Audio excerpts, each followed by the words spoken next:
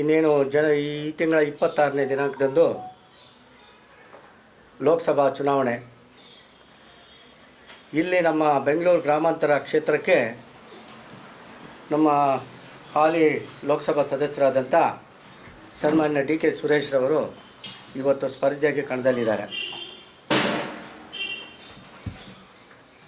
ಈಗ ನಮ್ಮ ಲೋಕಸಭಾ ಸದಸ್ಯರಾದಂಥ ಸನ್ಮಾನ್ಯ ಡಿ ಕೆ ಸುರೇಶ್ರವರು ಮಾಡಿರ್ತಕ್ಕಂಥ ನಮ್ಮ ಕ್ಷೇತ್ರದಲ್ಲಿ ಅಮೋಘ ಸೇವೆಯನ್ನು ಇವತ್ತು ಸಲ್ಲಿಸಿರ್ತಾರೆ. ಈ ನಮ್ಮ ತಾಲೂಕಿಗೆ ಇವತ್ತು ಏನು ಬೊಮ್ಮಸಂದ್ರದವರೆಗೂ ಮೆಟ್ರೋ ಆಗಿದೆ. ಈಗ ಅಲ್ಲಿಂದ ಟೆಂಡರ್ ಕೂಡ ಕರೆದಿದ್ದಾರೆ. ಚಂದಾಪುರದಿಂದ ಆನೇಕಲ್ಲು ಮತ್ತು ಚಂದಾಪುರದಿಂದ ಹತ್ತಬಲೆವರೆಗೂ ಸರ್ಜಾಪುರನೂ ಕೂಡ ಮಾಡ್ತೀವಿ ಅಂತ ಹೇಳಿದ್ದಾರೆ. ಮೆಟ್ರೋ ಏನು 10 ವರ್ಷಗಳಲ್ಲಿ ಅವ್ರು ಮಾಡಿರ್ತಕ್ಕಂಥ ಕೆಲಸ ಈಗಾಗಲೇ 3 ಬಾರಿ ಗೆದ್ದಿದ್ದಾರೆ.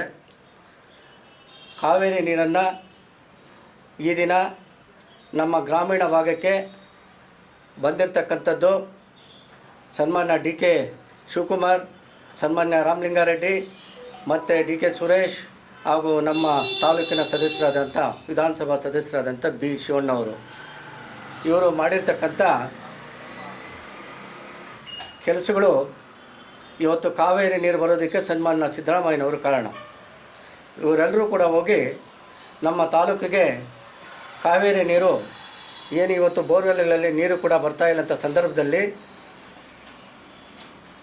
ಈ ಒಂದು ಗ್ರಾಮೀಣ ಭಾಗಕ್ಕೆ ಕಾವೇರಿ ನೀರನ್ನು ತಂದುಕೊಟ್ರು. ಇದೇ ಬಿ ಜೆ ಪಿಯವರು ಈ ಹಿಂದೆ ನಮ್ಮ ಸರ್ಕಾರ ಇತ್ತಂತ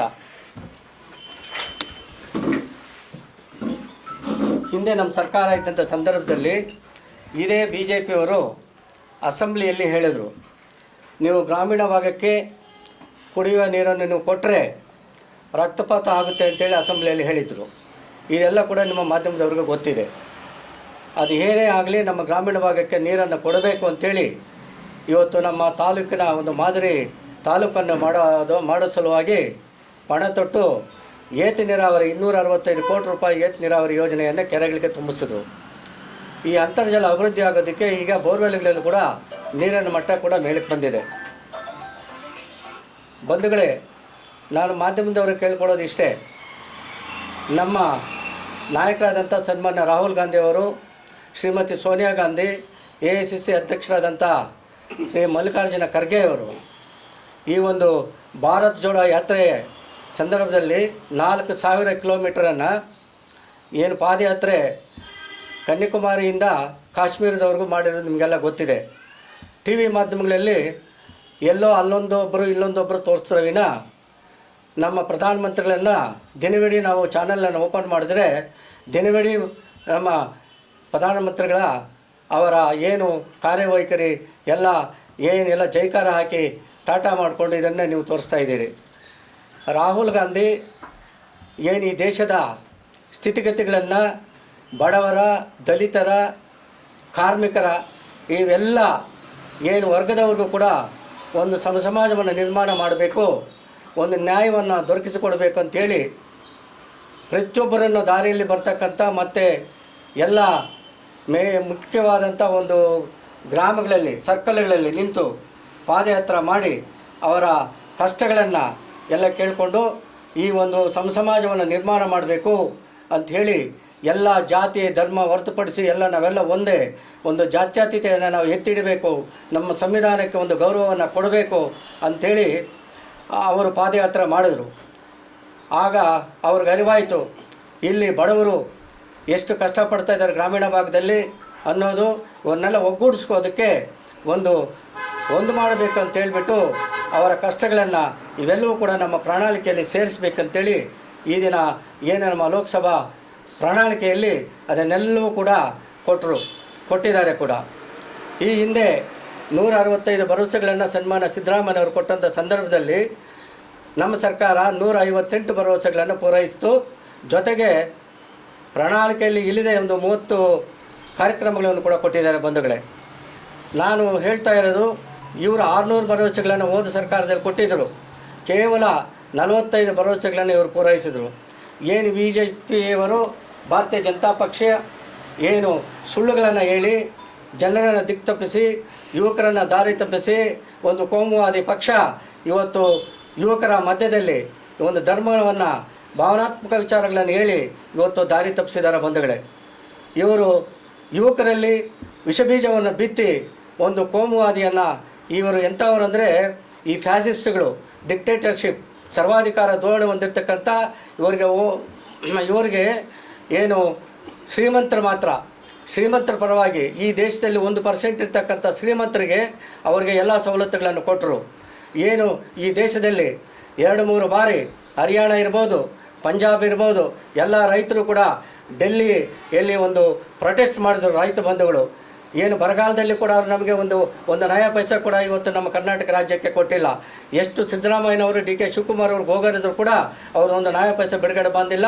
ಮತ್ತು ಬರ ಬರೆದಂಥ ಪರಿಸ್ಥಿತಿ ಏನು 243 ತಾಲೂಕುಗಳಿದೆ, ಅದರಲ್ಲಿ 223 ತಾಲೂಕುಗಳು ಏನು ಇವತ್ತು ಬರ ಇದೆ ಅಂತೇಳಿ ಏನು ಘೋಷಣೆ ಮಾಡಿದರೂ ಕೂಡ ನಮಗೆ ಕರ್ನಾಟಕದಲ್ಲಿ ಕಾಂಗ್ರೆಸ್ ಸರ್ಕಾರ ಇದೆ ಅನ್ನೋ ಒಂದು ದ್ವೇಷದಿಂದ ನಮಗೆ ಒಂದು ನಯಾ ಪೈಸೆ ಬಿಡುಗಡೆ ಮಾಡಿಲ್ಲ.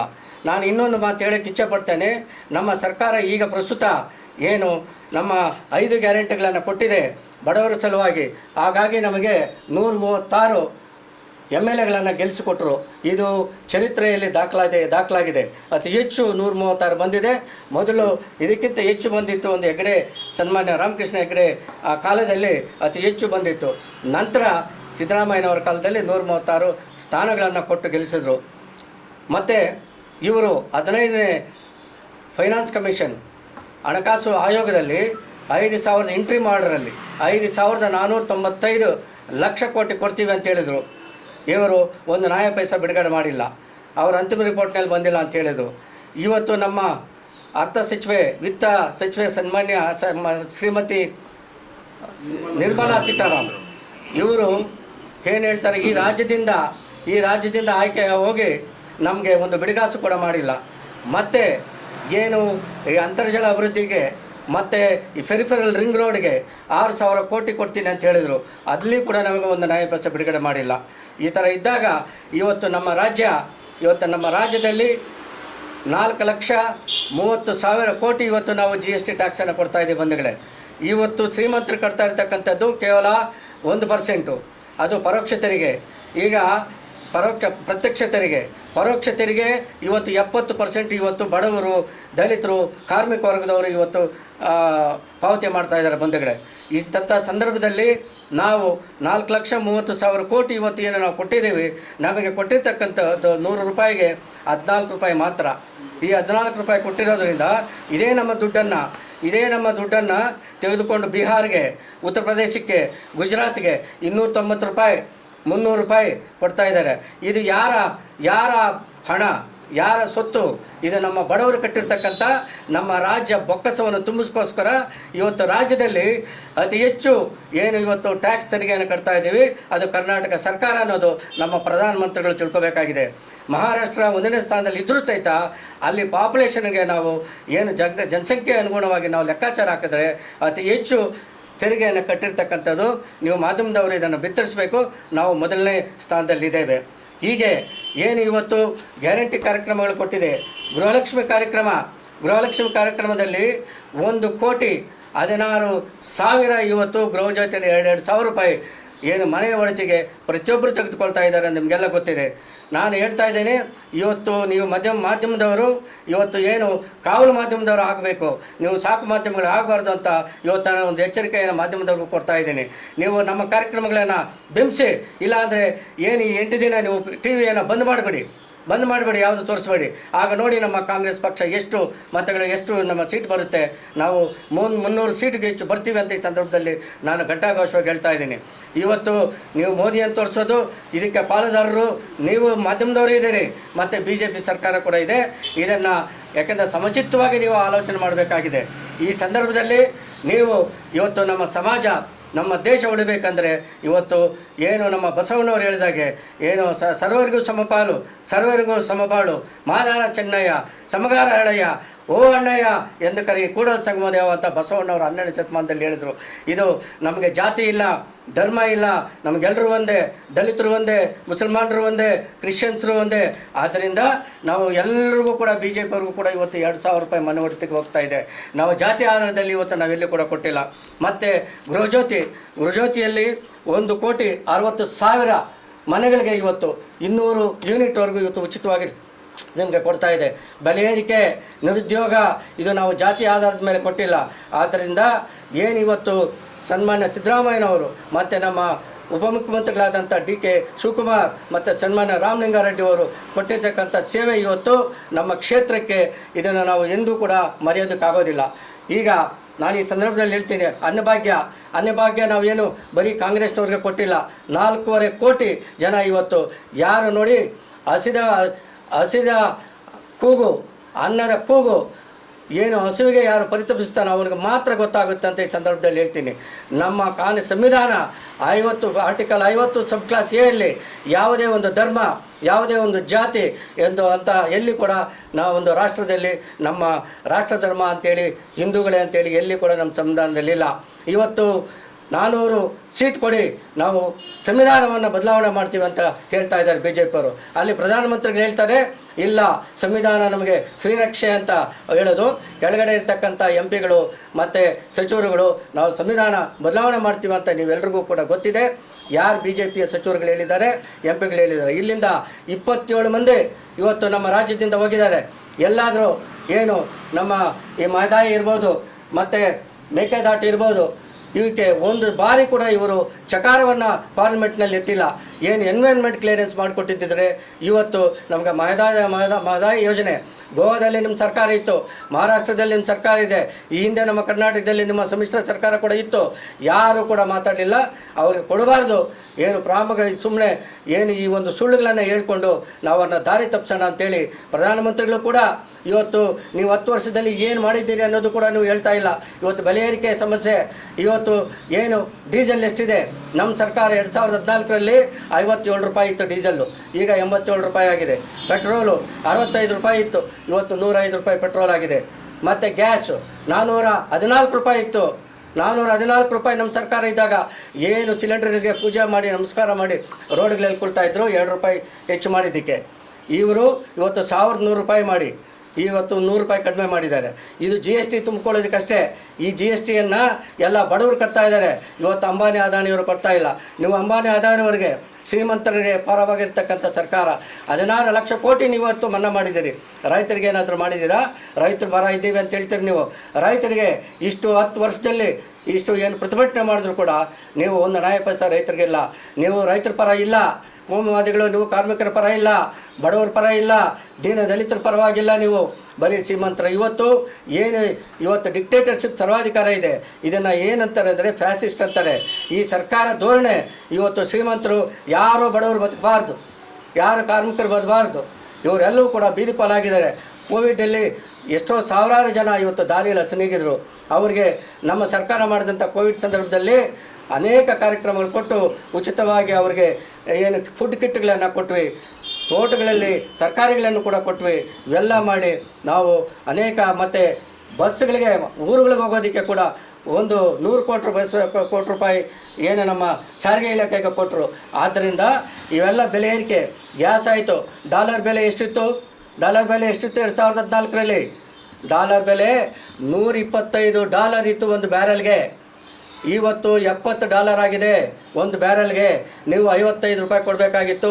ಅಂಥ ಸಂದರ್ಭದಲ್ಲಿ ನಾವು 65 ರೂಪಾಯಿಗೆ ಕೊಟ್ಟಿದ್ವಿ. ಸುಮ್ಮನೆ ಬಾಯಿನಲ್ಲಿ ಮಂತ್ರ, ಹೊಟ್ಟೆಯಲ್ಲೆಲ್ಲ ಕತ್ತಿಗಳಿಟ್ಕೊಂಡು ಇವ್ರು ಮಾತಾಡೋದು. ಇವ್ರ ನಾಲಿಗೆ ಮತ್ತು ಬ್ರೈನ್ಗೆ ಏನು ಮೆದುಳಿಗೆ ಅಂತರನೇ ಇಲ್ಲ.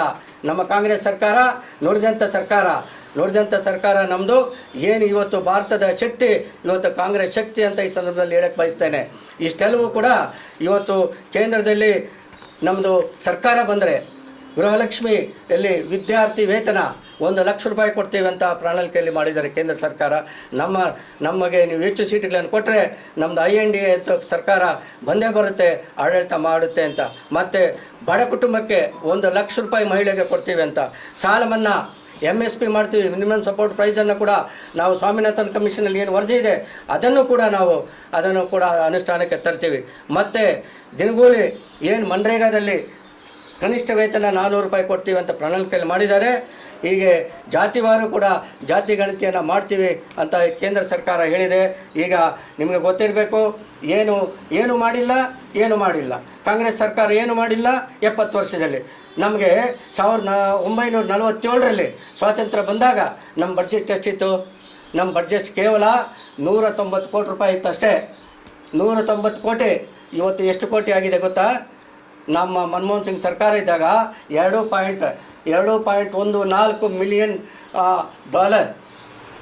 ಡಾಲರ್ ಆಗಿತ್ತು. ಟ್ರಿಲಿಯನ್ ಡಾಲರ್ ಆಗಿತ್ತು. ಈಗ ನಿಮ್ಮದು ಎಷ್ಟು ಟ್ರಿಲಿಯನ್ ಮಾಡ್ತೀರಿ ಅನ್ನೋದು ಕೂಡ ನೀವು ಹೇಳಬೇಕು.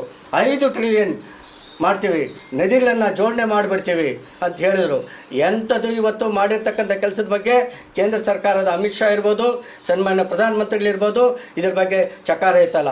50 ದಿನ ಕೊಡಿ, 100 ದಿನ ಕೊಡಿ, ನಾನು ಸ್ವಿಸ್ ಬ್ಯಾಂಕಿಂದ ಎಲ್ಲ ಹಣವನ್ನು ಕೂಡ ತಂದುಬಿಡ್ತೀನಿ. ಪ್ರತಿಯೊಬ್ಬರ ಅಕೌಂಟಲ್ಲಿ ಮೋಸ ಮಾಡಿದ್ರೆ ಬಡವರಿಗೆ ಮೋಸ ಮಾಡಿದ್ರೆ ಯಾರೂ ಕೂಡ ಉದ್ಧಾರ ಆಗೋದಿಲ್ಲ ಅಂತ ನಾನು ಈ ಸಂದರ್ಭದಲ್ಲಿ ಹೇಳ್ತೀನಿ. ಅವರು 15 ಪೈಸಾ ಕೂಡ ಇವತ್ತು ಹಾಕೋ ಕೂಡ ಕೆಲಸ ಮಾಡಲಿಲ್ಲ. ಈಗ ಸುಳ್ಳು ಭರವಸೆಗಳನ್ನು ಕೊಟ್ಟು ಯಾಮಾರಿಸಿ ದೇಶವನ್ನು ಆಡಳಿತ ಚುಕ್ಕಾಣಿಯನ್ನು ಹಿಡಿದರು, ಅದು ಕೂಡ ಮಾಡಲಿಲ್ಲ. ಆದ್ದರಿಂದ ಈಗ ಏನು ಜೋಡಣೆ ಮಾಡ್ತೀವಿ ನದಿಗಳನ್ನು ಅಂತ ಹೇಳಿ ಎಲ್ಲ ಸುಳ್ಳು ಭರವಸೆಗಳನ್ನು ಕೊಟ್ಟು 2 ಬಾರಿ ಕೂಡ ನಮ್ಮ ಈ ದೇಶದ ಸಾರ್ವಜನಿಕರು ನಂಬಿ ನಿಮಗೆ ಮತ ಕೊಟ್ಟರು. ಈಗ ಅದರ ಬಗ್ಗೆ ಚಕಾರ ಇತ್ತಲ್ಲ. ಈಗ ಮುಂದೆ ನಾನು ನಿಮಗೆ ಕಾರ್ಯಕ್ರಮಗಳನ್ನು ಕೊಡ್ತೀನಿ ಬಡವರ ಪರವಾಗಿ ಅಂತ ಹೇಳ್ತಾರೆ. ಮತ್ತು ಏನು ಹೇಳ್ತಾರೆ ಮಾನ್ಯ ಅಮಿತ್ ಶಾ ಅವರು, ನಾವು ಹೇಳಿಲ್ಲ 15 ಲಕ್ಷ ಹಾಕ್ತೀವಿ ಅಂತ ಹೇಳಿದ್ರು. ಜನಧನ್ ಅಕೌಂಟ್ ಏನಕ್ಕೆ ಮಾಡಿದ್ದು ನೀವು? ಜನಧನ್ ಅಕೌಂಟ್ ಏತಕ್ಕಾಗಿ ಮಾಡಿದ್ರಿ ನೀವು? ಸುಮ್ಮನೆ ಜನರನ್ನು ಬೀದಿ ಪಾಲು ಮಾಡೋದಕ್ಕೆ. ಮತ್ತು ಹಣದುಬ್ಬರ ಹೆಚ್ಚಾದಾಗ ಮಾತ್ರ ನೋಟ್ ಬ್ಯಾನ್ ಮಾಡಿದ್ರಿ. ಈಗ ಮತ್ತೆ 2,000 ರೂಪಾಯಿ ಹಿಂದೆ ತಗೊಂಡ್ರಿ. ಎಷ್ಟು 1,000 ಕೋಟಿ ಪ್ರಿಂಟಿಂಗಿಗೆ ಆಯಿತು? ಎಷ್ಟು 1,000 ಕೋಟಿ ಹೋಯಿತು? ಇದನ್ನು ಕೇಳೋರು ಯಾರು? ಏಕಾಏಕಿ 87% ನೋಟನ್ನು ಬಂದ್ ಮಾಡಿದ್ದಾರೆ ಒಂದು ಬಾರಿ ಕೇವಲ. ಮತ್ತು ನಮ್ಮ ಮನಮೋಹನ್ ಸಿಂಗ್ ಅವರು 100 ರೂಪಾಯಿ ಒಂದು ಕರೆನ್ಸಿಯನ್ನು ಬದಲಾವಣೆ ಮಾಡಿದರು. ದೇಶಕ್ಕೆ ಒಬ್ಬ ಎಜುಕೇಟೆಡ್ ಕೂಡ ಗೊತ್ತಾಗಿಲ್ಲ. ಆ ಥರ ನಮ್ಮ ಪ್ರಧಾನಮಂತ್ರಿಗಳು ಮನಮೋಹನ್ ಸಿಂಗ್ ಆಗಿದ್ದ ಕಾಲದಲ್ಲಿ ಅನೇಕ ಕಾರ್ಯಕ್ರಮ ಕೊಟ್ಟರು. ಈ ದೇಶದ ಆರ್ಥಿಕತೆ ಮತ್ತು ನಮ್ಮ ಸನ್ಮಾನ್ಯ ವಿತ್ತ ಸಚಿವೆ ಅವರ ಪತಿ ಪರಕಾಲ ಪ್ರಭಾಕರ್ ಅವರು ಹೇಳ್ತಾರೆ ನಾನು ಎಲ್ಲವನ್ನು ಕಾರ್ಯಕ್ರಮಗಳನ್ನು ಕೊಡ್ತೀನಿ ಅಂತ ಹೇಳ್ತಾರೆ. ಇನ್ನೂ 80 ಕೋಟಿ ಜನಕ್ಕೆ ನಾನು ಈ ಒಂದು ಅನ್ನಭಾಗ್ಯ ಕೊಡ್ತೀನಿ ಅಂತ ಹೇಳಿದರು. 80% ಅನ್ನಭಾಗ್ಯ ಕೊಟ್ಟರೆ ಹಾಗಾದರೆ ನೀವು ಏನು ಕೆಲಸ ಮಾಡಿದ್ದೀರಿ? 10 ವರ್ಷದಲ್ಲಿ ಏನು ಮಾಡಿದ್ದೀರಿ? ನೀವು ಎಷ್ಟು ಎಂಪ್ಲಾಯ್ಮೆಂಟ್ ಕೊಡ್ತೀನಿ ಅಂದ್ರಿ?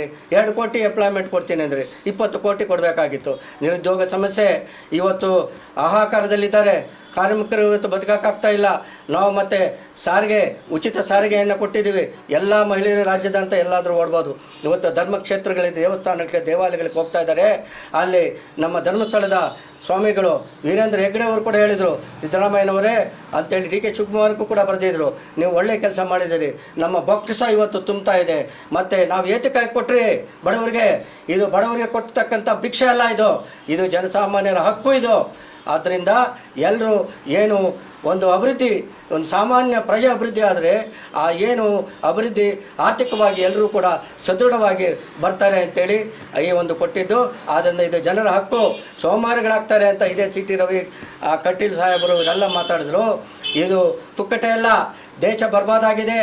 ನಿಮ್ಮ ರಾಜ್ಯದಲ್ಲಿ ಕಾಸಿಲ್ಲ, ಟ್ರೆಜರಿಯಲ್ಲಿ ಖಜಾನೆಯಲ್ಲಿ ಇವತ್ತು ಒಂದು ನಯ ಪೈಸೆ ಇಲ್ಲ ಅಂತ ಹೇಳ್ತಾರಲ್ಲ. ನಮ್ಮ ರಾಜ್ಯ ಸರ್ಕಾರ ಸನ್ಮಾನ್ಯ ಸಿದ್ದರಾಮಯ್ಯನವರು 14 ಬಾರಿ ಇವತ್ತು ಬಜೆಟನ್ನು ಮಂಡಿಸತಕ್ಕಂಥವರು. ಕೇಂದ್ರದಲ್ಲಿ ಅವರು ಇವತ್ತು ಫೈನಾನ್ಸ್ ಮಿನಿಸ್ಟರ್ ಕೂಡ ಆಗೋ ಸಂಭವ ಕೂಡ ಇದೆ. ಆದ್ದರಿಂದ ನಾನು ಎಲ್ಲ ರಾಜ್ಯದಲ್ಲಿ, ದೇಶದಲ್ಲಿ ಕೇಳ್ಕೊಳ್ತಾ ಇದ್ದೀನಿ, ನೀವು ಹೆಚ್ಚು ಸೀಟನ್ನು ನೀವು ಕೊಟ್ಟಿದ್ದಾದರೆ ಸನ್ಮಾನ್ಯ ಸಿದ್ದರಾಮಯ್ಯವರು ಇವತ್ತು ಆರ್ಥಿಕ ಮಂತ್ರಿ ಕೂಡ ಆಗ್ಬೋದು. ನನ್ನ ಅನಿಸಿಕೆ ಇದು, ನಮ್ಮ ಪಕ್ಷದ ಅನಿಸಿಕೆ ಅಲ್ಲ, ಆಗ್ಬೋದು. ನಾನು ಹೇಳ್ತಾ ಇರೋದು ಅದಕ್ಕೆ. 190 ಕೋಟಿ ಇದ್ದಿದ್ದು ಇವತ್ತು 2.14 ಟ್ರಿಲಿಯನ್ ಡಾಲರನ್ನು ಮಾಡಿ ನಮ್ಮ ಇವತ್ತು ನಿಮ್ಮದು ಎಷ್ಟಿದೆ? ನೀವು ಸಾಲ ಎಷ್ಟು ಮಾಡಿದ್ದೀರಿ? ನಾವು 55 ಲಕ್ಷ ಕೋಟಿ 70 ವರ್ಷದಲ್ಲಿ ಇತ್ತು. ನೀವು ಎಷ್ಟು ಮಾಡಿದಿರಿ? 183 ಲಕ್ಷ ಕೋಟಿ ಸಾಲ ಮಾಡಿದ್ದೀರಿ. ಇಲ್ಲ 187 ಕೋಟಿ. ಈ ಸಾಲ ಏತಕ್ಕಾಗಿ ಮಾಡಿದಿರಿ? ನೀವು ಎಲ್ಲವನ್ನೂ ಕೂಡ ಅಂಬಾನಿ ಅದಾನಿಗೆ ಇವತ್ತು ಹರಾಜು ಹಾಕಿದಿರಿ. ನೀವೆಲ್ಲ ಹರಾಜು ಹಾಕ್ಬಿಟ್ರಿ. ಏನು BSNL 1ನೇ ಸ್ಥಾನದಲ್ಲಿತ್ತು, ಪ್ರಧಾನಮಂತ್ರಿ ನಮ್ಮ ಮನಮೋಹನ್ ಸಿಂಗ್ ಇದ್ದಂಥ ಸಂದರ್ಭದಲ್ಲಿ BSNL ಇವತ್ತು ಬಾಗಿಲು ಮುಚ್ಚಿಕೊತಿದೆ. ಏರ್ಪೋರ್ಟ್ ಮಾಡಿದ್ರಿ, ರೈಲ್ವೆ ಮಾಡಿದ್ರಿ, LIC ಪ್ರೈವೇಟೈಸೇಷನ್ ಮಾಡಿದ್ರಿ, ರೋಡ್ಗಳನ್ನು ಮಾರಿದ್ರಿ, ಮತ್ತು ಬಂದರುಗಳನ್ನು ಮಾರಿದ್ರಿ. ಎಲ್ಲವನ್ನು ಕೂಡ ಇವತ್ತು ಅಂಬಾನಿ ಅದಾನಿ ಇವತ್ತು 1ನೇ ಸ್ಥಾನದಲ್ಲಿ ಇವತ್ತಿದ್ದಾರೆ. ಬಡವರಿಗೆ ಕಾರ್ಯಕ್ರಮ ಏನು ಮಾಡಿದ್ದೀರಿ ನೀವು? GSTಯನ್ನು 12%, 18%, 28% ಮಾಡಿ ಇವತ್ತು ನಿಮ್ಮ ಬೊಕ್ಸ ತುಂಬಬಹುದು. ಮತ್ತು ಆರ್ಥಿಕವಾಗಿ ಯಾರು ಸದೃಢ ಆಗಿದೆ ಅನ್ನೋದನ್ನು ಕೂಡ ನೀವು ಸಂದರ್ಭದಲ್ಲಿ ಹೇಳಬೇಕಾಗಿದೆ. ಇವತ್ತು ಏನಾದರೂ ಈ ಕೋಮುವಾದಿಗಳಿಗೆ ಅಧಿಕಾರ ಇನ್ನು ನಾವು ಕೊಟ್ಟಿದ್ದಾಯಿತು, ನೋಡಿದ್ದಾರೆ, ಜನರು ಕೊಡಲಿ, ಅಧಿಕಾರ ಮಾಡಬೇಕು. ಯಾಕೆಂದರೆ ವಿರೋಧ ಪಕ್ಷ ಇರಬೇಕು ಸದೃಢವಾಗಿ. ಬಲಾಢ್ಯ ಏನು ವಿರೋಧ ಪಕ್ಷ ಇದ್ದರೆ ಮಾತ್ರ ನಾವು ಸರ್ಕಾರನ ಬಗ್ಬಡಿಬೋದು ಅಂತ ಕೂಡ ನಮ್ಮ ಬಾಬಾ ಸಾಹೇಬ್ ಅಂಬೇಡ್ಕರ್ ಕೂಡ ಹೇಳಿದರು. ಸಂವಿಧಾನ ಇವತ್ತು ನಾನು ಕೊಟ್ಟಿದ್ದೇನೆ ನಿಮ್ಮ ಕೈಗೆ, ಇದನ್ನು ನಡೆಸ್ಕೊಂಡು ಹೋಗ್ತಕ್ಕಂಥವರು ಬುದ್ಧಿಜೀವಿಗಳು ಇರಬೇಕು ಅಂತ ಬಾಬಾ ಸಾಹೇಬ್ ಅಂಬೇಡ್ಕರ್ ಹೇಳಿದರು. ಬಾಬಾ ಸಾಹೇಬ್ ಅಂಬೇಡ್ಕರು ಅಂತ ಹೇಳಿದ ಸಂದರ್ಭದಲ್ಲಿ ಒಂದು ಗವರ್ನರ್ ಜನರಲ್ ಆಗಿ ಮೊದಲ C. ರಾಜಗೋಪಾಲಾಚಾರಿ ಕೂಡ ಹೇಳ್ತಾರೆ, ಯೋಗ್ಯತೆ ಇರ್ತಕ್ಕಂಥವನ್ನೇ ರಾಜ್ಯವನ್ನು ದೇಶವನ್ನು ಆಡಬೇಕಂತ ಕೂಡ ಹೇಳಿರ್ತಕ್ಕಂಥದ್ದು ಇವರು ತಿಳ್ಕೋಬೇಕು. ಏನು 1976ರಲ್ಲಿ ಶ್ರೀಮತಿ ಇಂದಿರಾ ಗಾಂಧಿಯವರು 42ನೇ ಅಮೆಂಡ್ಮೆಂಟ್ನಲ್ಲಿ we the people of India solemnly resolved constitute a sovereign, a secular and socialist and democratic and republic to secure all citizens ಅಂಥೇಳಿ ನಮ್ಮ ಏನು ಸಾರ್ವಭೌಮತೆಯನ್ನು, ಈ ದೇಶದ ಸಾರ್ವಭೌಮತೆಯನ್ನು, ಈ ದೇಶದ ಪ್ರಜಾಪ್ರಭುತ್ವವನ್ನು, ಈ ದೇಶದ ಜಾತ್ಯತೀತೆಯನ್ನು, ಈ ದೇಶದ ಗಣತಂತ್ರವನ್ನು ಎತ್ತಿ ಹಿಡಿಬೇಕು ಅಂತೇಳಿ ನಾವೆಲ್ಲರೂ ಕೂಡ ಸಮಾಜವನ್ನು ನಿರ್ಮಾಣಬೇಕು. ನಮ್ಮದೊಂದು ಜಾತ್ಯತೀತ ಪಕ್ಷ. ನೀವು ಎಲ್ಲ ಇವತ್ತು ನಾನು ಈ ದೇಶದ ಎಲ್ಲ ಏನು ನಾಗರಿಕರಿಗೆ, ಪ್ರಜೆಗಳಿಗೆ ಕೇಳ್ಕೊಳ್ತೀನಿ, ಇನ್ನು ನೀವು ಮೋಸ ಹೋಗಬೇಡಿ. ನಮ್ಮ ಕಾಂಗ್ರೆಸ್ ಸರ್ಕಾರ ಅಧಿಕಾರಕ್ಕೆ ತನ್ನಿ, ನೀವು ಬಡವರು ಬದುಕ್ತೀರಿ, ನಿಮ್ಮ ಬದುಕು ಬಂಗಾರ ಆಗುತ್ತೆ ಅಂತೇಳಿ ಕೂಡ ಸನ್ಮಾನ್ಯ ಸಿದ್ದರಾಮಯ್ಯನವರು, ಮುಖ್ಯಮಂತ್ರಿಗಳು, ಮತ್ತು DK ಶಿವಕುಮಾರ್ ಅವರು ಮತ್ತು ರಾಮಲಿಂಗಾರೆಡ್ಡಿ ಅವರು ಕೂಡ ಈ ಸಂದರ್ಭದಲ್ಲಿ ಹೇಳಿದ್ದಾರೆ. ಇವತ್ತು ನಮ್ಮ ತಾಲೂಕಿಗೆ ಇವತ್ತು ಕಾವೇರಿ ನೀರು ಬರೋದಕ್ಕೆ ಅವರೇ ಕೂಡ ಕಾರಣ. ನಾನು ಹೇಳ್ತಾ ಇರೋದಕ್ಕೆ BJPಯವರ ಸಂಸ್ಕೃತಿ, BJPಯವರ ಸಂಸ್ಕಾರ ಏನಂದರೆ, ನಾನು ಒಂದು ಹೇಳ್ತೀನಿ, ಒಂದು proverb, don't dig and find a fossil, your spit is enough to find what is your DNA ಅಂತ ಒಬ್ಬರು ಹೇಳ್ತಾರೆ. ಹಾಗೆ ಏನು ಅಭಿಜಿತ್ ಬ್ಯಾನರ್ಜಿ ಎಕಾನಮಿಸ್ಟ್ ಅವರು ಕೂಡ ಹೇಳ್ತಾ ಇದ್ದಾರೆ, ಏನು ಈ ಭಾಗ್ಯಗಳನ್ನು ಕೊಟ್ಟಿದ್ದೀರಿ, 119 ದೇಶಗಳು ಅವರು ಏನು ಎಲ್ಲ ಕೂಡ ಒಂದು ಏನು ಈ ವೀಕ್ಷಣೆ ಮಾಡಿ ಆ ಯೋಜನೆಗಳಿಂದ ಯಾರಿಗೆ ಲಾಭ ಆಗಿದೆ, ಏನಾದರೂ ಇದನ್ನು ಬೇರೆ ರೀತಿಯಲ್ಲಿ ಉಪಯೋಗಿಸ್ಕೊಂಡಿದ್ದಾರೆ ಅಂತ ಕೇಳಿ 119 ದೇಶಗಳ ಒಂದು ಸೆನ್ಸಸ್ಸನ್ನು ತಗೊಂಡಿದ್ದಕ್ಕೆ ಅವರು ಹೇಳ್ತಾರೆ, ಇವತ್ತು ಏನು ಈ ಗ್ಯಾರಂಟಿ ಕಾರ್ಯಕ್ರಮಗಳನ್ನು ಕೊಟ್ಟಿರೋದರಿಂದ ಪ್ರತಿಯೊಬ್ಬ ಮನೆ ಕುಟುಂಬಗಳು ಕೂಡ ಒಂದು ವ್ಯಕ್ತಿಗತವಾಗಿ ಸದೃಢವಾಗಿ ಒಂದು ಬಲಾಢ್ಯ ಆಗಿದ್ದಾರೆ.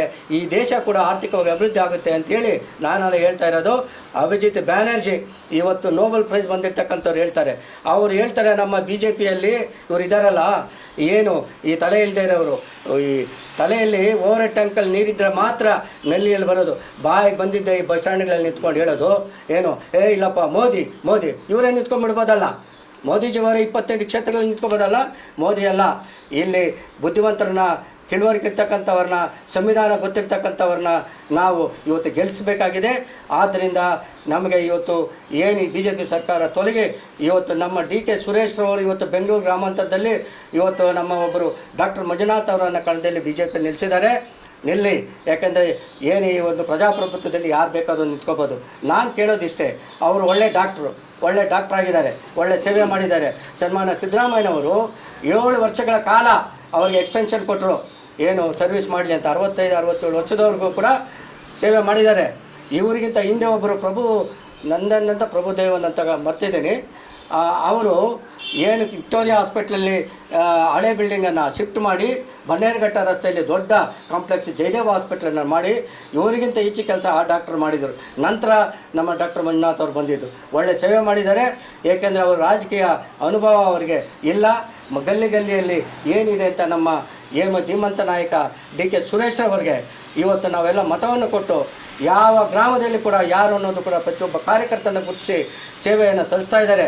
ಯಾಕೆಂದರೆ ಅವರೇ ಮೂಲ ಕಾರಣ ಇವತ್ತು ನಮ್ಮ ಆನೇಕಲ್ ತಾಲೂಕಿಗೆ ಏನು ಪೂರ್ವಾಭಿವೃದ್ಧಿಗೆ ಇವತ್ತು ನಮಗೆ ಅನುದಾನಗಳನ್ನು ಕೊಟ್ಟಿದ್ದಾರೆ, ಅವರೇ ಕಾರಣ ಹೇಳಿದ್ದಾರೆ.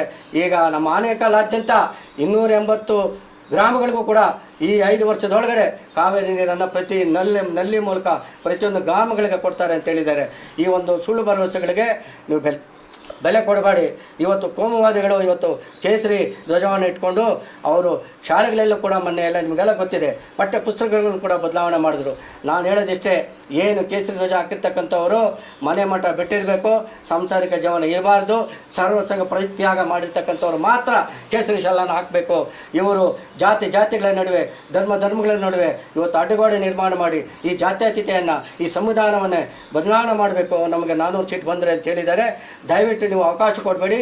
ಈ ದೇಶದ ಇತಿಹಾಸ ಇವತ್ತು ಏನು ನಮ್ಮದು 70 ವರ್ಷಗಳು 47 ನಮ್ಮ ಸ್ವಾತಂತ್ರ್ಯ ಬಂದಂಥ ಸಂದರ್ಭದಲ್ಲಿ ಮುಸಲ್ಮಾನರು 1857ನಲ್ಲಿ ಏನು ಫಸ್ಟ್ ವಾರ್ ಆಫ್ ಇಂಡಿಪೆಂಡೆನ್ಸ್ ಆಯ್ತಲ್ಲ, ಆ ಸಂದರ್ಭದಲ್ಲಿ ಡೆಲ್ಲಿಯಲ್ಲಿ ಹೋಗಿ ನೋಡಿ 63 ಜನ ಮುಸಲ್ಮಾನರು ಇವತ್ತು ಏನು ತ್ಯಾಗ ಬಲಿದಾನ ಮಾಡಿದ್ದಾರೆ. ಈ ದೇಶದ ರಕ್ತ ಇಂದಿರಾ ಗಾಂಧಿ ಅವರ ರಕ್ತ ಇದೆ ಈ ನೆಲದಲ್ಲಿ, ರಾಜೀವ್ ಗಾಂಧಿ ಅವರ ರಕ್ತ ಈ ನೆಲದಲ್ಲಿದೆ, ಅಬ್ದುಲ್ ಕಲಾಂ ಅವರ ರಕ್ತ ಈ ನೆಲದಲ್ಲಿದೆ, ಏನು ಮೊಹಮ್ಮದ್ ಇಕ್ಬಾಲ್ ಅವರ ರಕ್ತ ಈ ದೇಶದಲ್ಲಿದೆ. ಸಾರೇ ಜಹಾಂ ಸೆ ಅಚ್ಚೆ ಹಿಂದೂಸ್ತಾನ್ ಅಮಾರ ಅಂತ ಹೇಳ್ತಕ್ಕಂಥವರು ಇವತ್ತು ಇವರಿಗೆ ಮುಸಲ್ಮಾನರ ಓಟ್ ಬೇಡ, ಕ್ರೈಸ್ತರ ಓಟ್ ಬೇಡ, ದಲಿತರ ಓಟ್ ಬೇಡ, CAA ತಂದಿದ್ದಾರೆ. CAA ಭಾರಿ ಅನಾಹುತ ಆಗುತ್ತೆ. ಅದು ಮತ್ತೊಂದು ದಿನ ಮಾಡೋಣ. CAA ಏನು ಇವತ್ತು ಸಿಟಿಜನ್ಶಿಪ್ ಅಮೆಂಡ್ಮೆಂಟ್ ಆ್ಯಕ್ಟ್, NRC ಇರ್ಬೋದು, NPR ಇರ್ಬೋದು, ಇದು ದಲಿತರನ್ನು ಕೂಡ ಹೊರತುಪಡಿಸ್ತಾರೆ, ಮುಸಲ್ಮಾನರನ್ನು ಹೊರತುಪಡಿಸ್ತಾರೆ. ಇವ್ರಿಗೇನು ಮೇಲ್ವರ್ಗದವ್ರು 3% ಇರಬೇಕು. ಈ ದೇಶ ಏನು ಜಾತ್ಯತೀತ ಒಂದು ಪ್ರಜಾಪ್ರಭುತ್ವ ದೇಶ ಉಳಿಬೇಕಂದ್ರೆ ನಮ್ಮ ಪಕ್ಷ ಕಾಂಗ್ರೆಸ್ ಪಕ್ಷ ಬರಲೇಬೇಕು. ಇಂಥ ಬುದ್ಧಿಜೀವಿಗಳು ಮನಮೋಹನ್ ಸಿಂಗ್ ಇರ್ಬೋದು, ಮತ್ತು ಆರ್ಥಿಕ ತಜ್ಞ ಇವರು PV ನರಸಿಂಹರಾವ್, ಲಾಲ್ ಬಹದ್ದೂರ್ ಶಾಸ್ತ್ರಿ, ಇಂದಿರಾ ಗಾಂಧಿ, ನೆಹರು ಕಾಲದಲ್ಲಿ ಏನಿತ್ತು ಭಾರತ ಭೂಪಟ ಒಂದು ಬಿಟ್ಟರೆ ಏನಿರಲಿಲ್ಲ. ಈ ದೇಶವನ್ನು ಇಷ್ಟು ಇರಿಗೇಷನ್ ಇರ್ಬೋದು, ಅಗ್ರಿಕಲ್ಚರ್ ಇರ್ಬೋದು, ಡಿಫೆನ್ಸ್ ಇರ್ಬೋದು, ಯಾರು ಇಸ್ರೋ ಸ್ಥಾಪನೆ ಮಾಡಿದ್ದು ಯಾರು? BJP ಅವರ? ಅಷ್ಟೊತ್ತಿಗೆ ಅವ್ರು ಹುಟ್ಟೇ ಇರಲಿಲ್ಲ. IIM ಮಾಡಿದ್ದು ಯಾರು? IIT ತಂದಿದ್ದು ಯಾರು? ಇಸ್ರೋ ತಂದಿದ್ದು ಯಾರು? HMT ತಂದಿದ್ದು ಯಾರು? HAL ತಂದಿದ್ದು ಯಾರು? ಎಲ್ಲವನ್ನೂ ಕೂಡ ಕಾಂಗ್ರೆಸ್ ಸರ್ಕಾರ ಇವತ್ತು ಮಾಡಿದೆ. ಬಂಧುಗಳೇ, ನಾವು ಏನು ಮಾಡಿದ್ವಿ ಅದಕ್ಕೆಲ್ಲ ಹೆಸರು ಬದಲಾವಣೆ ಮಾಡಿದರು. ಏನು ಪದಪುಂಜಗಳು ಇವರು ಹೆಸರು, ಅದನ್ನು ಕೂಡ ಊಹೆ ಕೂಡ ಮಾಡೋಕ್ಕಾಗಲ್ಲ. ಅಂಥ ಬುದ್ಧಿವಂತರು ಇವರು ಹಾಕಿರ್ತಾರೆ, ಅಂಥ ಹೆಸರುಗಳನ್ನು ಬದಲಾವಣೆ ಮಾಡಿದ್ದಾರೆ. ವಿನ ಯಾವುದೇ ಶಾಶ್ವತ ಕಾರ್ಯಕ್ರಮ ಇವತ್ತು BJP ಅವರು 10 ವರ್ಷದಲ್ಲಿ ಕೊಡಲಿಲ್ಲ. ಆದ್ದರಿಂದ ನಮ್ಮ ಸರ್ಕಾರ ಅಧಿಕಾರಕ್ಕೆ ಬಂದರೆ ಏನು ಇವತ್ತು ನಾವು 60 ವರ್ಷ ದೇಶವನ್ನು ಆಳಿದ್ವಿ. ಆದ್ದರಿಂದ ಇನ್ನೂ ಅಭಿವೃದ್ಧಿ ಆಗ್ತಾಯಿತ್ತು. ಇವತ್ತು ಆರ್ಥಿಕತೆ ಎಲ್ಲರೂ ಇದೆ. ಇವತ್ತು GDP ಎಷ್ಟು ಇಂಥ ಬಿಟ್ಟಿ ಭಾಗ್ಯಗಳು ಕೊಟ್ಟಿದ್ದಾರೆ ಅಂತ ಬೊಗಳ್ತಾರಲ್ಲ ಇವರು. ಆಗೇನಾದರೂ ಬಿಟ್ಟಿ ಭಾಗ್ಯ ಕೊಟ್ಟಿದ್ದಿದ್ರೆ ತಮಿಳುನಾಡು ಈ ದೇಶದಲ್ಲಿ ಮೊಟ್ಟ ಮೊದಲಾಗಿ ಏನು ಇವತ್ತು ಬಡವರಿಗೋಸ್ಕರ ಅನ್ನಭಾಗ್ಯ ಕಾರ್ಯಕ್ರಮ ಕೊಟ್ಟರು. ಆಗೇನಾದರೂ ತಮಿಳುನಾಡು ಏನು ದಿವಾಳಿ ಆಗಿದ್ದಿದ್ರೆ ಇವತ್ತು 2 ಲಕ್ಷ ಕೋಟಿ ಇವತ್ತು ನಮ್ಮ GDPಗಿಂತ ಹೆಚ್ಚು ತಮಿಳುನಾಡಲ್ಲಿದೆ ಅನ್ನೋದು ಕೂಡ BJP ಅವರು ತಿಳ್ಕೊಬೇಕಾಗಿದೆ. ಆದ್ದರಿಂದ ಬಂಧುಗಳೇ, ನಾನು ಈ ಸಂದರ್ಭದಲ್ಲಿ ನಮ್ಮ ಮಾಧ್ಯಮ ಗೆಳೆಯರು ಕೂಡ ಕೇಳ್ಕೊಳ್ತೀನಿ, ನೀವು ಕಾವಾಗಲು ಮಾಧ್ಯಮ ಆಗದೇ ಇದ್ದರೆ ನೀವು ಬಿತ್ತರಿಸಿ ಕಾಂಗ್ರೆಸ್ ಕಾರ್ಯಕ್ರಮಗಳನ್ನು. DK ಸುರೇಶ್ ಕೆಲಸ ಮಾಡಿಲ್ಲ ಈ ಕ್ಷೇತ್ರದಲ್ಲಿ, ಏನು ಕೊಡುಗೆ ಇದೆ ಅಂತ ಹೇಳ್ತಾರೆ. BJP ಕೇಳ್ತಾರಂತ ಮಾತು, ಈ ಕ್ಷೇತ್ರಕ್ಕೆ DK ಸುರೇಶ್ ಅವ್ರ ಕೊಡುಗೆ ಏನು ಅಂತ ನೋಡಿ. BJP ಅವರಿಗೆ ನೀವು ಅದೇ ಪ್ರಶ್ನೆ ಮಾಡಿ, ನೀವು 5 ವರ್ಷ ಸಮ್ಮಿಶ್ರ ಸರ್ಕಾರ ಮಾಡಿದ್ರಿ, ಯಾವತ್ತೂ ಕೂಡ ನೀವು ಡೈರೆಕ್ಟಾಗಿ ಎಲೆಕ್ಟ್ ಆಗಿ ಬಂದಿಲ್ಲ. ಹಿಂದಿನ ಮಾಗಲಿಂದ ಬಂದು ನಮ್ಮದು 15 ಜನ ಕೂಡ ಹೊಡ್ಕೊಂಡು ಹೋದ್ರಿ. ಆಯ್ತರ ನಮ್ಮ ಸುರೇಶ್ ಮಾಡಿರ್ತಕ್ಕಂಥ ಕೆಲಸ ಇವತ್ತು ಏನು ಈ ಕೃಷಿ ಹೊಂಡ ಇರ್ಬೋದು, ಅನ್ನಭಾಗ್ಯ ಕಾರ್ಯಕ್ರಮಗಳಿಗೆ ಅವರು ಕೂಡ ಪಾರ್ಟೆ, ಮೆಟ್ರೋಗಳು, ಮತ್ತು ಈ ತಾಲೂಕಿಗೆ ಲಿಫ್ಟ್ ಇರಿಗೇಷನಲ್ಲಿ ಕೆರೆಗಳಿಗೆ ನೀರು, ಮತ್ತು ಡಾಂಬರೀಕರಣ, ರಸ್ತೆ ಅಭಿವೃದ್ಧಿ ಎಲ್ಲವನ್ನು ಕೂಡ ಇವತ್ತು ಮಹದಾಯಿ ಯೋಜನೆಗೆ ನೀವು ಎನ್ವೈರ್ಮೆಂಟಲ್ ಕ್ಲಿಯರೆನ್ಸ್ ಕೊಟ್ಟಿದ್ದಿದ್ರೆ ಇವತ್ತು ಇಷ್ಟೊತ್ತಿಗೆ ನಮಗೆ ಕುಡಿಯೋದಕ್ಕೆ ನೀರು ಬರ್ತಾಯಿತ್ತು. ಇದನ್ನು ತಡೆ ಹಿಡ್ತಿದ್ದಾರೆ. ಅದನ್ನು ನೀವು BJP ಅವ್ರಿಗೆ ಪ್ರಶ್ನೆ ಮಾಡಬೇಕು.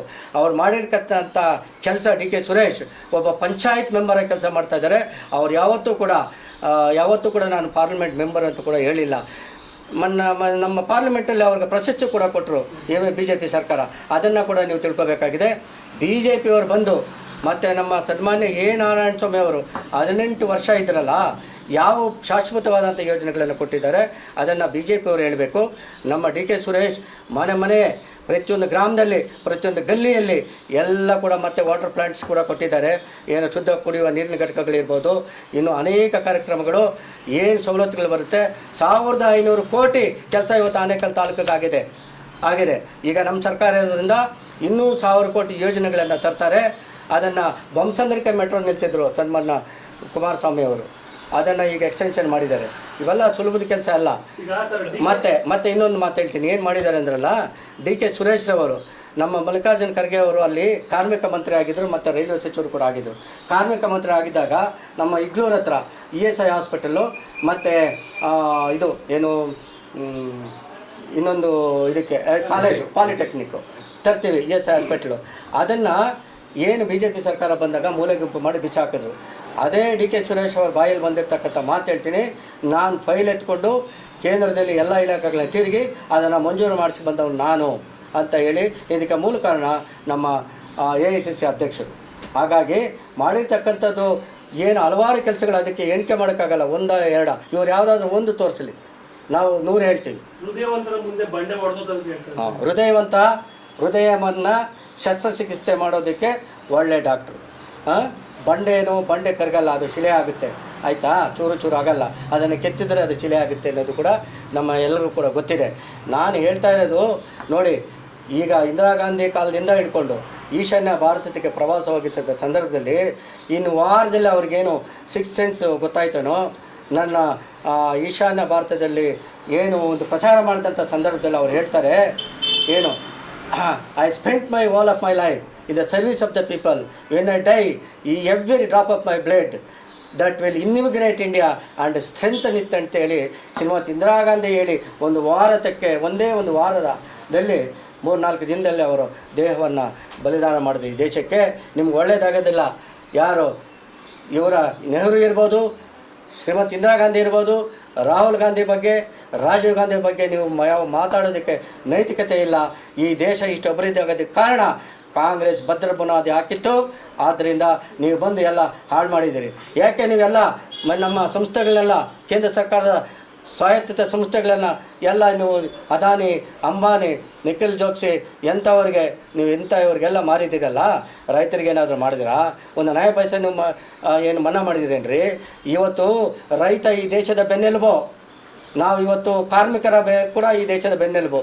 ಎಷ್ಟು ಟ್ಯಾಕ್ಸ್ ಅವರು ಫಾರಿನಲ್ಲಿ ಕೆಲಸ ಮಾಡ್ತಕ್ಕಂಥ ಕಾರ್ಮಿಕರು, ಹೊರದೇಶದಲ್ಲಿ ಮಾಡಿರ್ತಕ್ಕವರು ಇವತ್ತು ನಮ್ಮ 100 ಕೋಟಿ ಇವತ್ತು ನಮ್ಮ ಸರ್ಕಾರ ಬೊಕ್ಕಸಕ್ಕೆ ಅಲ್ಲಿಂದ ಬರ್ತಾಯಿದೆ. ಗೊತ್ತಾಯ್ತಾ? ಅವರು ಇವತ್ತು ನಮ್ಮ ಆರ್ಥಿಕತೆಯನ್ನು ಏನು ಇವತ್ತು ಬಲಾಢ್ಯ ಮಾಡ್ತಾ ಇದ್ದಾರೆ. ನಿಮಗೆ ಕಿಂಚಿತ್ತು ಕಾಳದೇ ಇಲ್ಲ. ಆಗಿದ್ದಿದ್ರೆ ನೀವು 10 ವರ್ಷದಲ್ಲಿ ಏನಾದರೂ ಒಂದು ಯೋಜನೆ ಕೊಡ್ಬೋದಿತ್ತು. ಯಾವ ಯೋಜನೆ ಕೊಟ್ಟಿಲ್ಲ. ನಿಮಗೆಲ್ಲ ಗೊತ್ತಿದೆ. ನೀವೇನು ಟಿ ವಿಗಳಲ್ಲಿ ಬಿತ್ತರಿಸಿ, ನಾವು ಟಿ ವಿ ಹಾಕೋಕ್ಕೆ ಆಗಲ್ಲ, ಅಷ್ಟು ಬೇಜಾರಾಗಿದೆ. ಒಂದು ನಿಮಿಷ ಕೂಡ ನಾನು ಟಿ ವಿ ಕೂಡ ನೋಡಲ್ಲ. ಬರೀ ಅವ್ರದ್ದೇ ಏನು ಟಾಟಾ ಮಾಡಿ ಹೋಗೋದು. ನೀವು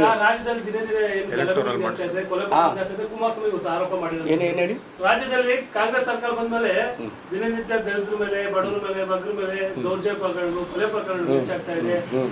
ನೀವು ಅಂಕಿಅಂಶ ತೆಗೆದುಕೊಳ್ಳಿ. ಇವತ್ತು ಯಾವುದೇ ಸರ್ಕಾರ ಕಾನೂನು ಬದ್ಧವಾಗಿ ಯಾವನು ಏನು ಕೊಲೆ ಬೆದರಿಕೆ ಇರ್ಬೋದು, ಹೊಡೆದಾಟ ಇರ್ಬೋದು, ಮತ್ತೊಂದು ಇರ್ಬೋದು, ಯಾವುದೇ ಗಲಭೆಗಳಿಗೆ ಕಾಂಗ್ರೆಸ್ ಸರ್ಕಾರ 60 ವರ್ಷದಲ್ಲಿ ಯಾವತ್ತೂ ಕೂಡ ಏನು ಮಾಡಿಲ್ಲ. ನಾವು ದ್ವೇಷ ಭಾವನೆ ಬಿತ್ತೋದಿಲ್ಲ. ಅಲ್ಲಿ ಅವ್ರು ಯಾವುದಾದ್ರೂ ಒಂದು ಸಾವಾದರೆ ನಮ್ಮ ಬಜರಂಗ್ ದೌಡ್ ಅಂತ ಹೇಳ್ತೀರಿ ನೀವು. ಅಲ್ಲಿ ಮಾಡಿರೋ ಕೊನೆಗೆ ನಿಮಗೆ ಅನೇಕ ಪ್ರೂಫ್ ಕೂಡ ಮತ್ತೆ ಹೇಳಿದಾಗ ಬಜರಂಗ್ ದೌಡ್ ಅಲ್ಲ, ಅವ್ರು ಯಾರೋ ಬೇರೆಯವರು ಹೊಡೆದ್ರು ಅಂತೇಳಿ ಹೇಳ್ತಾರೆ. ಹಿಂದೂ ಮುಸ್ಲಿಂ ಮೇಲೆ ತಾಕ್ತಾರೆ. ಒಬ್ಬ ಮುಸ್ಲಿಂ ಒಬ್ಬ ಬಜರಂಗ್ ದಳದವ್ನು ಕೊಲೆ ಮಾಡಿಬಿಟ್ರು ಅಂತ. ಕೊನೆಗೆ ತನಿಖೆಗಳಾಯಿತು. ನಾನು ಹೇಳ್ತೀನಿ ನೋಡಿ, ಈಗ ಎಲೆಕ್ಟ್ರಲ್ ಬಾಂಡ್ಸಲ್ಲಿ ಎಷ್ಟು 1000 ಕೋಟಿ ನೀವು ವೈಟ್ ಕಾಲರ್ನಲ್ಲಿ ಸಂಪಾದನೆ ಮಾಡಿದ್ದೀರಿ.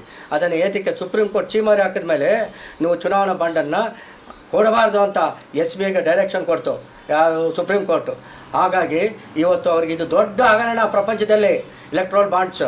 ಅದು ಇವತ್ತು ಅವ್ರಿಗೆ ಮುಖ ಇಲ್ದರೆ ಹೇಳ್ತಾರೆ ಗೊತ್ತಾಗಬಾರ್ದು, ವೈಟ್ ಯಾರ್ಯಾರು ಇರುತ್ತೆ ಅಂತ ಗೊತ್ತಾಗುತ್ತೆ, ಬ್ಲ್ಯಾಕ್ ಕೊಡಬಾರ್ದು ಅಂತೇಳಿ ಹೇಳ್ತಾರೆ. ಇದು ಒಂದು ಸಮಂಜಸ ಅಲ್ಲ. ಅವರ ನಮ್ಮ ಏನು ವಿತ್ತ ಸಚಿವರ ಹಸ್ಬೆಂಡ್ ಕೂಡ ಹೇಳ್ತಾರೆ, ಏನು ಅವರ ಆರ್ಥಿಕತೆ ಬಗ್ಗೆ ಏನು ಮಾತಾಡ್ತಾರೆ, ಏನು ಮಾತಾಡಲ್ಲ, ಏನು ಅಭಿವೃದ್ಧಿ ಈ ದೇಶ ಅಂತೇಳಿ ಹೇಳ್ತಾರೆ. ಡಿ ಕೆ ಸುರೇಶ್ ಅವರು ನಾನು ಹೇಳಿದ್ದೇನೆ ತಿಳ್ಕೊಳ್ಳಿ. ಮತ್ತೆ ಬಂದು ಹೇಳ್ತೀನಿ, ಕನಿಷ್ಠ ಪಕ್ಷ 2 ಲಕ್ಷ ಅಂತರದಿಂದ ಡಿ ಕೆ ಸುರೇಶ್ ಅವರು ಗೆಲ್ತಾರೆ. ಗೆಲ್ತಾರೆ. ಎಷ್ಟು ಕಡಿಮೆ ಆಗಿತ್ತು? 1800 ಕಾಂಗ್ರೆಸ್ ಗೆದ್ದಿದ್ದು ಮನೆ MP ಚುನಾವಣೆಯಲ್ಲಿ. ಹೌದು, ಈ ಸಲ ಒಂದು 20,000 ಇರುತ್ತೆ, ಸಾಮಾನ್ಯ ಅಲ್ಲ. ನಮ್ಮದು ಇವತ್ತು ವೇವ್ ಇದೆ, ಏನು ನಮ್ಮ ಕಾಂಗ್ರೆಸ್ ಪರ ಅಲೆ ಎದ್ದಿದೆ. ಇವತ್ತು ಕಾರ್ಯಕ್ರಮಗಳು ಬಡವರ ಪರವಾಗಿ ನಾವಿದ್ದೀವಿ. ಯಾರು ಕೂಡ ಮಹಿಳೆಯರು ಇವತ್ತು BJPಗೆ ಮತ ಹಾಕೋದಿಲ್ಲ. ಯಾಕಂದರೆ ಅವ್ರು ಹೇಳ್ತಾ ಇದ್ದಾರೆ ಟಿ ವಿಗಳಲ್ಲಿ ನೋಡಿ, ನಾವು ಯಾಕೆ ಹಾಕಬೇಕು, ನಾವು ಅನ್ನ ಇಲ್ಲದೆ ಇದ್ದಂಥ ಸಂದರ್ಭದಲ್ಲಿ ನಾವು ಕೊಟ್ಟಿದ್ದೇವೆ ಅವರಿಗೆ, ಕಾರ್ಯಕ್ರಮಗಳನ್ನು ಕೊಟ್ಟಿದ್ದೇವೆ, ನಾವು ಕೊಡೋದು ಅವರಿಗೆ. ಯುವನಿಧಿ ಇವತ್ತು ನಿರುದ್ಯೋಗ ಸಮಸ್ಯೆ 20 ಕೋಟಿ ಕೊಡ್ತೀನಿ ಅಂತ ಹೇಳಿದ್ರು. ನಾವು ಯುವನಿಧಿಯಲ್ಲಿ ಇವತ್ತು ಪದವಿ ಮಾಡಿರ್ತಕ್ಕಂಥವನಿಗೆ 3,000 ಮತ್ತು ಡಿಪ್ಲೊಮಾಗೆ 1,500 ರೂಪಾಯಿ ಕೊಡ್ತೀವಿ ಅಂತ ಹೇಳಿದ್ದಾರೆ. ಯಾವ ಟುಸ್ ಆಗಲಿಲ್ಲ, ಯಾವುದೆಲ್ಲ ಇಲ್ಲ, ನಾನು ಹೇಳಿದ್ನಲ್ಲ, ಒಂದು ಯುವನಿಧಿಯಲ್ಲಿ ಮೊನ್ನೆ ಜಾನ್ವರಿಯಲ್ಲಿ ಕೂಡ ಡಿಕ್ಲೇರ್ ಮಾಡಿದ್ರು. ನೀವು ತಿಳ್ಕೊಳ್ಳಿ, ಯುವನಿಧಿಯಲ್ಲಿ 3,000 ರೂಪಾಯಿ, ಅದು 22ರಿಂದ ಪಾಸ್ ಆಗಿರ್ತಕ್ಕಂಥವನಿಗೆ 22-23 ಸಾಲಿನಲ್ಲಿ ಮಾಡಿರ್ತಕ್ಕಂಥವ್ರಿಗೆ ನಾವು 2 ವರ್ಷ ಕೊಡ್ತೀವಿ ಅಂತ ಹೇಳಿದ್ದಾರೆ. ನಾವು ವಾಗ್ದಾನವನ್ನು ಕೊಟ್ಟಿದ್ದೇವೆ. ಈ ಒಂದು ನಮ್ಮ ಸರ್ಕಾರ ಇರೋವರೆಗೂ ನಾವು ಈ ಕಾರ್ಯಕ್ರಮಗಳನ್ನು ನಿಲ್ಲಿಸೋದಿಲ್ಲ. ಇವೆಲ್ಲ ಏನು ನಮ್ಮ ಯಾರವರು ಕುಮಾರಸ್ವಾಮಿ ಮಾಜಿ ಮುಖ್ಯಮಂತ್ರಿಗಳು ಮತ್ತು ಸಿ ಟಿ ವೀರಯ್ಯ ಇರ್ಬೋದು, ಕಟೀಲ್ ಸಾಹೇಬ್ರು ಇರ್ಬೋದು, ಮತ್ತು ನಮ್ಮ ಏನಿದೆ ನಮ್ಮ ಪ್ರಧಾನಮಂತ್ರಿಗಳು ಹೇಳಿದರು, ಏನು ಈ ಗ್ಯಾರಂಟಿಗಳನ್ನು ಕೊಟ್ಟರೆ ರಾಜ್ಯ ಖಜಾನೆ ಬರಿದಾಗುತ್ತೆ ಅಂತ ಹೇಳಿದರು. ನಮ್ಮ ಗ್ಯಾರಂಟಿಯನ್ನು ಕದ್ಕೊಂಡು ಹೋಗ್ಬಿಟ್ರು. ಕೊನೆಗೆ ಏನೋ ವೇವ್ ನಮಗಿಲ್ಲ, ನಾವು ಗ್ಯಾರಂಟಿಯಲ್ಲಿ ಕೊಡ್ತೀವಂತ. ಅವ್ರು ಕೊಟ್ಟಿರೋ ಗ್ಯಾರಂಟಿನ 10 ವರ್ಷದಲ್ಲಿ ಒಂದೂ ಮಾಡಲಿಲ್ಲ. ಈಗ ಸುಳ್ಳು ಭರವಸೆ ಕೊಡ್ತಾರೆ. ಈ BJP ಅಂದರೆ ಸುಳ್ಳು, ಅವ್ರ ಮನೆ ದೇವರು ಸುಳ್ಳು. ಆದ್ದರಿಂದ ಅವ್ರು ಹೇಳೋದೆಲ್ಲ ಸುಳ್ಳೆ, ನೀವು ನಂಬಬೇಡಿ. ನಮ್ಮ ಕಾಂಗ್ರೆಸ್ ಇವತ್ತು ಬಡವ್ರ ಪರ ಇದೆ. ಜಾತ್ಯತೀತೆಯನ್ನು, ಸಂವಿಧಾನವನ್ನು ನಾವು ಗೌರವ ಕೊಟ್ಟು ಎತ್ತಿ ಹಿಡಿತೇವೆ.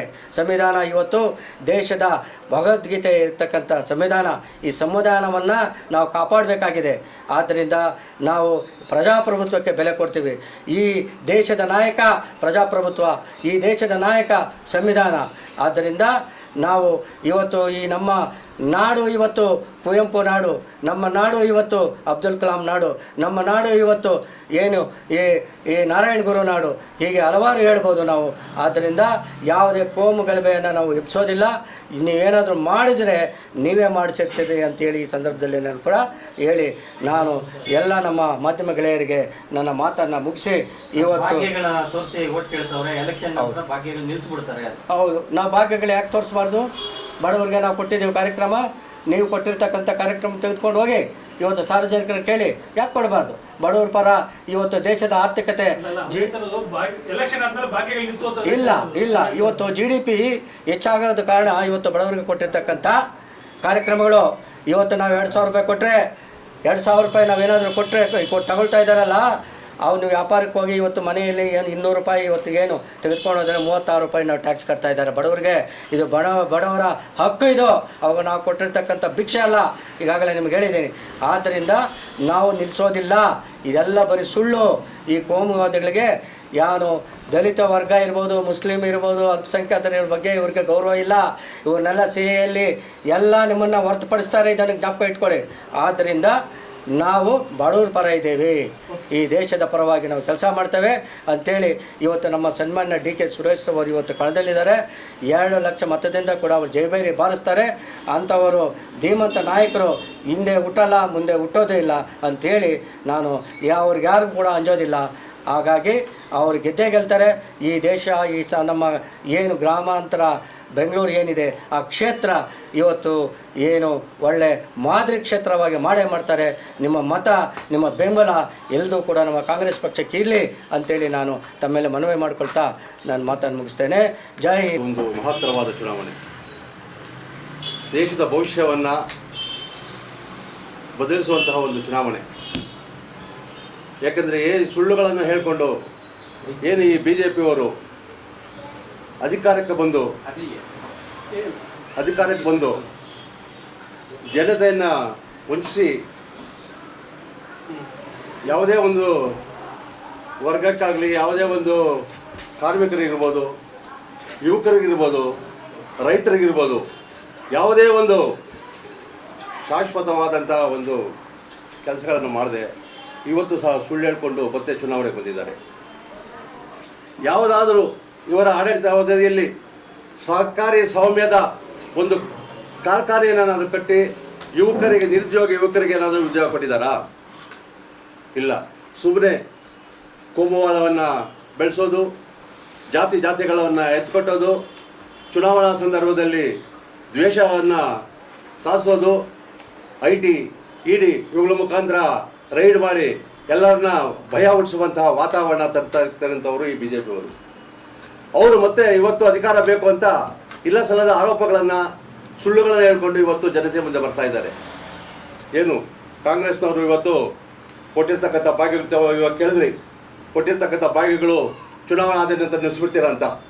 ನಾವು ಹಿಂದೆ ಶ್ರೀಮತಿ ಇಂದಿರಾ ಗಾಂಧಿ ಅವರು ಇರ್ಬೋದು, ರಾಜೀವ್ ಗಾಂಧಿ ಅವರು ಇರ್ಬೋದು, ಅವರ ಮನಮೋಹನ್ ಸಿಂಗ್ ಅವರು ಇರ್ಬೋದು, PV ನರಸಿಂಹರಾವ್ ಕಾಲದಲ್ಲಿ ಇರ್ಬೋದು, ವಿಧವಾ ವೇತನ ಕೊಟ್ಟಿದ್ವಿ. ನಾವೇನು ಕಿತ್ಕೊಂಡಿದ್ದೀವಾ? ಮನೆಗಳನ್ನ ಕೊಟ್ಟಿವಿ, ಜನತಾ ನಿವೇಶನ ಅಂತ ಕೊಟ್ಟು ಮನೆಗಳು ಕಟ್ಸ್ಕೊಡ್ತೀವಿ, ಅದನ್ನು ಕಿತ್ಕೊಂಡ್ಬಿಟ್ವಾ? ಭಾಗ್ಯ ಜ್ಯೋತಿ ಅಂತ ಮನೆ ಕರೆಂಟ್ ಅವತ್ತೇ ಹಾಕಿಸ್ತೀವಿ, ಅದನ್ನು ಕಿತ್ಕೊಂಡ್ಬಿಟ್ವಾ? ಯಾವ ಕಾಲಕ್ಕೆ ಹೋಗ್ಲಿ ಪೆನ್ಷನ್ ಕೊಟ್ಟಿದ್ದೀವಿ, ಪೆನ್ಷನ್ ಕಿತ್ಕೊಂಡಿದ್ದೀವ? ಇದುವರೆಗೂ ಏನು ಕಾಂಗ್ರೆಸ್ನವ್ರು ಕೊಟ್ಟಿದ್ದೀವಿ ವಿನಃ ಕಿತ್ಕೊಳ್ಳತಕ್ಕಂಥ ಕಾರ್ಯಕ್ರಮ ಯಾವತ್ತೂ ನಾವು ಮಾಡಲಿಲ್ಲ. ಇವರು ಮಾಡ್ತಾ ಇದ್ದಾರೆ. ಇವತ್ತು ಏನು ನಮ್ಮ ಕರ್ನಾಟಕದಲ್ಲಿ ಮೈಸೂರು ಸಂಸ್ಥಾನದಲ್ಲಿ ಕನ್ನಡಿಗರು ಕಟ್ಟಿದಂಥ ಬ್ಯಾಂಕ್ಗಳನ್ನ ಇವತ್ತು ಮಾರ್ಕೊಂಡ್ರು. ಮೈಸೂರು ಬ್ಯಾಂಕ್ ಹೋಯ್ತು, ವಿಜಯ ಬ್ಯಾಂಕ್ ಹೋಯ್ತು, ಬರೋಡ ಎಲ್ಲ ಬ್ಯಾಂಕ್ಗಳನ್ನ ಇವತ್ತು ಮುಚ್ಕೊಂಡು ಇವತ್ತು ನಮ್ಮ ನಂದಿನಿ ಹಾಲನ್ನು ಅಮೂಲ್ಗೆ ಸೇರಿಸೋದಕ್ಕೆ ಪ್ರಯತ್ನ ಪಡ್ತಕ್ಕಂಥ BJPಯವರು. ಇದ್ರ ಬಗ್ಗೆ ಜನತೆ ದಯವಿಟ್ಟು ಎಲ್ಲ ತಿಳ್ಕೊಳ್ಬೇಕು. ಇವರು ಏನಿದ್ರು ಅಧಿಕಾರದ ಆಸೆಗಾಗಿ ಇವತ್ತು ಸಮಯ ಸಾಧಕರನ್ನು ಅಧ್ಯಕ್ಷರಿಸ್ಕೊಂಡಿದ್ದಾರೆ. ಯಾರು ಸಮಯ ಸಾಧಕರು? ಜನತಾದಳದವರು ಸಮಯ ಸಾಧಕರು. ನಮ್ಮಲ್ಲಿ ಬರ್ತಾರೆ, ಅವರಲ್ಲಿ ಹೋಗ್ತಾರೆ ಅಧಿಕಾರಕ್ಕಾಗಿ. ಆ ರೀತಿ ಇವತ್ತು ಸಮಯ ಸಾಧಕರನ್ನು ಇವರು ಸೇರಿಸ್ಕೊಂಡು ದೇಶವನ್ನು ಇವರು ಹೊಡೆಯೋಕ್ಕೆ ಹೋಗ್ತಾ ಇರ್ತಾರೆ, ವಿಭಜನೆ ಮಾಡೋಕ್ಕೆ ಹೋಗ್ತಾ ಇರ್ತಕ್ಕಂಥವ್ರು ಇವರು. ಅವರು ಸೇರಿಕೊಂಡು ಅಧಿಕಾರದ ಆಸೆಗೆ ಇವತ್ತು ಇಲ್ಲ ಸಲ್ಲದ ಆರೋಪಗಳನ್ನು ಮಾಡಿಕೊಂಡು ಬರ್ತಾ ಇದ್ದಾರೆ ವಿನಃ ಕಾಂಗ್ರೆಸ್ ಅವರು ಈ ದೇಶವನ್ನು ಕಡ್ದವರು. ಕಾಂಗ್ರೆಸ್ ಈ ದೇಶದ ಬಡ ಜನತೆಗೆ 20 ಅಂಶಗಳ ಕಾರ್ಯಕ್ರಮ ರೂಪಿಸಿ ಅವರನ್ನು ಮೇಲೆತ್ತುವಂತಹ ಕೆಲಸ ಮಾಡಿದ್ದು ನಮ್ಮ ಕಾಂಗ್ರೆಸ್ ಹೊರತು ಈ BJP ಅಲ್ಲ. ಇವತ್ತು ಈ BJPಯವರು ಸುಮ್ಮನೆ ಬಾಯಿಗೆ ಬಂದಂಗೆ ಹಂಗೆ ಕಾಂಗ್ರೆಸ್ನವರು ಒಂದು ಆಗ ಮಾಡ್ತಾರೆ, ಹೀಗೆ ಮಾಡ್ತಾರೆ ಅಂತ ಹೇಳ್ತಾ ಇದ್ದಾರಲ್ಲ. ಇವತ್ತು ಇವರ ಅವಧಿಯಲ್ಲಿ ಏನಾದರೂ ಒಂದು ಶಾಶ್ವತವಾದ ಕಾರ್ಯಕ್ರಮ ಕಟ್ಟಿದರೆ ಅವರು ಹೇಳಿ ಈ ಥರ ಮಾಡಿದ್ದೀವಿ ಅಂತ ಹೇಳ್ಬಿಟ್ಟು. ನಮ್ಮ ಸುರೇಶ್ ಅವ್ರ ಬಗ್ಗೆ ಮಾತಾಡ್ತಾರೆ. ಸುರೇಶ್ ಅವರು ಇವತ್ತು ಒಂದು ಪಂಚಾಯತಿ ವ್ಯಾಪ್ತಿಯಲ್ಲಿ ಒಂದು ಊರಿಗೆ ಎಷ್ಟು ಸಾರಿ ಬಂದಿದ್ದಾರೆ, ಅಲ್ಲಿನ ಈ ಸಮಸ್ಯೆಗಳನ್ನ ಅರ್ತಿದ್ದಾರೆ. ಅವ್ರ ಜೊತೆ ಹೆಸರುಕೊಂಡು ನಮ್ಮ ತ್ರಿಮೂರ್ತಿಗಳಂತ ಹೇಳ್ಬೇಕು ನಾವು. ಯಾಕಂದರೆ ರಾಮಲಿಂಗಾರೆಡ್ಡಿ ಇರ್ಬೋದು, ನಮ್ಮ DK ಸುರೇಶ್ ಅವರು ಇರ್ಬೋದು, ನಮ್ಮ ಜನಪ್ರಿಯ ಶಾಸಕ ಶಿವಣ್ಣವರು, ಇವರು ತ್ರಿಮೂರ್ತಿಗಳು, ಬ್ರಹ್ಮ ವಿಷ್ಣು ಮಹೇಶ್ವರರಂತೆ. ಆ ರೀತಿ ನಮ್ಮ ತಾಲೂಕಿನಲ್ಲಿ ಅವರು ಕೈಗೊಂಡ ಕಾರ್ಯಕ್ರಮಗಳು ಇವತ್ತು ಎಷ್ಟು ಅಭಿವೃದ್ಧಿ ಆಗಿದೆ ಅಂತ ಹೇಳಿದ್ರೆ ಜನಗಳಿಗೆ ಗೊತ್ತಾಗುತ್ತೆ. ಇವತ್ತು ಡಬಲ್ ರೋಡ್ ಇರ್ಬೋದು, ನಮ್ಮ ಚಂದಾಪುರದಿಂದ ಆನೆಕಲ್ಗೆ ಹೋಗಾಗ್ತಾ ಇರಲಿಲ್ಲ, ಆಕ್ಸಿಡೆಂಟ್ಗಳಾಗ್ತಾ ಇತ್ತು. ಇವಾಗ ಡಬಲ್ ರೋಡ್ ಮಾಡಿ ಇವತ್ತು ಯಾವುದೇ ಒಂದು ಆಕ್ಸಿಡೆಂಟ್ ಆಗಲ್ಲ, ಆ ರೀತಿ ರೋಡ್ಗಳನ್ನು ಅಭಿವೃದ್ಧಿಪಡಿಸಿದ್ದಾರೆ. ಮತ್ತು ಕುಡಿಯುವ ನೀರಿನ ಘಟಕಗಳನ್ನು ಕೊಟ್ಟಿದ್ದಾರೆ, ಮತ್ತು ಮೂಲಭೂತ ಸೌಕರ್ಯಗಳನ್ನು ಮಾಡಿಕೊಟ್ಟಿದ್ದಾರೆ. ಇವೆಲ್ಲ ಮಾಡಿದ್ದು ಕಾಂಗ್ರೆಸ್ ಹೊರತು BJP ಅಲ್ಲ. ಆದ್ದರಿಂದ ದಯವಿಟ್ಟು ನಮ್ಮ ತಾಲೂಕಿನ ಜನತೆ ಮತ್ತು ನಮ್ಮ ಜಿಲ್ಲೆಯ ಜನತೆ ಯಾರ್ಯಾರು ನಮ್ಮ ಅಭ್ಯರ್ಥಿಗಳು ಕಾಂಗ್ರೆಸ್ ಅಭ್ಯರ್ಥಿಗಳು ನಿಂತಿದ್ದಾರೆ ಅವರಿಗೆ ದಯವಿಟ್ಟು 26ನೇ ತಾರೀಕು ನಡೆಯತಕ್ಕಂಥ ಚುನಾವಣೆಯಲ್ಲಿ ಹೆಚ್ಚಿನ ಮತಗಳನ್ನು ನೀಡಿ ಕಾಂಗ್ರೆಸ್ ಪಕ್ಷವನ್ನು ಅಧಿಕಾರಕ್ಕೆ ತರಬೇಕು ಅಂತ ಜನತೆಯಲ್ಲಿ ಮನವಿ ಮಾಡ್ಕೊಳ್ತಾ ಇದ್ದೀನಿ.